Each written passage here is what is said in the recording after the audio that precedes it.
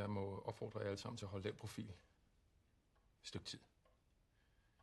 Når jeg har afleveret Jan i Aarhus, så forsvinder jeg til København. Ikke? Så må vi se på det. Men er der slet ikke noget, vi kan gøre? Vi var meget, meget heldige i dag.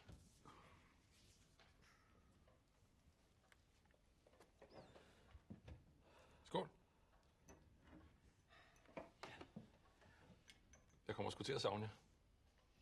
I lige måde. For et frit Danmark. Frit Danmark.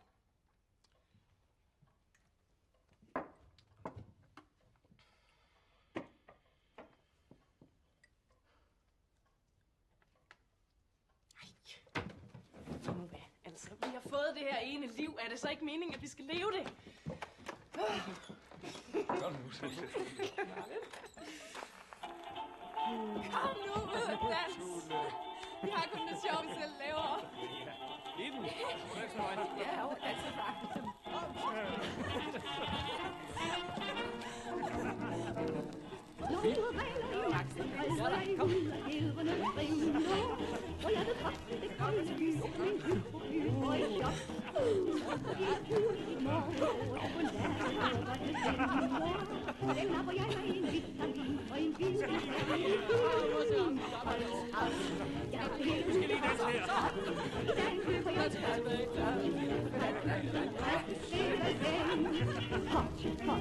Jeg banker brystet så flot, flot, og lægger tøj blevet vådt, vådt, og pøser i med pose blot, noget så hot.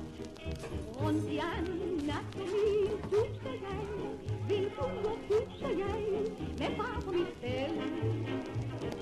Hvis jeg faldt ned og fik lidt i tud, så blev jeg ikke brug for lægehjælp.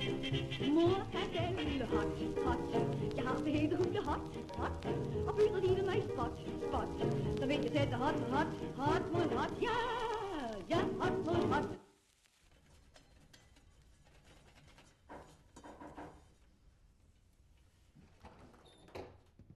Axel Nielsen.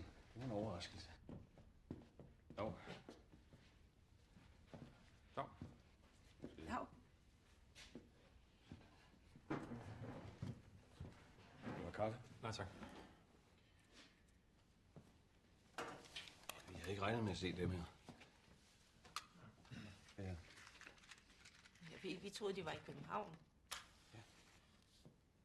Der er sket noget alvorligt. Jakob er blevet taget. Han var sammen med Jan, da det skete. Det var kun Jan, der tog kapslen. Stakkels dreng. Hvad med Jakob? Højst sandsynligt til forhør hos Gestapo. Det er nogle falske pas. Og nogle svenske penge og navnet på en kontaktperson. Der ligger en båd i Randers Havn, og der kommer en bil om en time. Vi har kun plads til dem og deres familie i båden.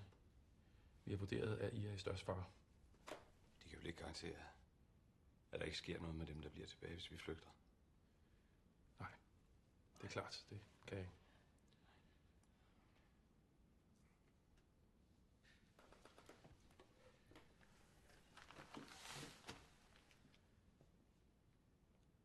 Nej, tak.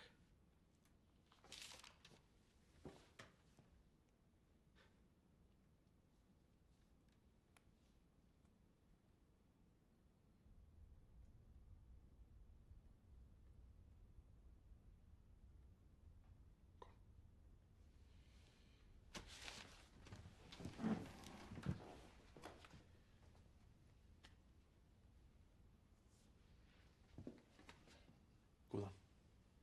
Farvel.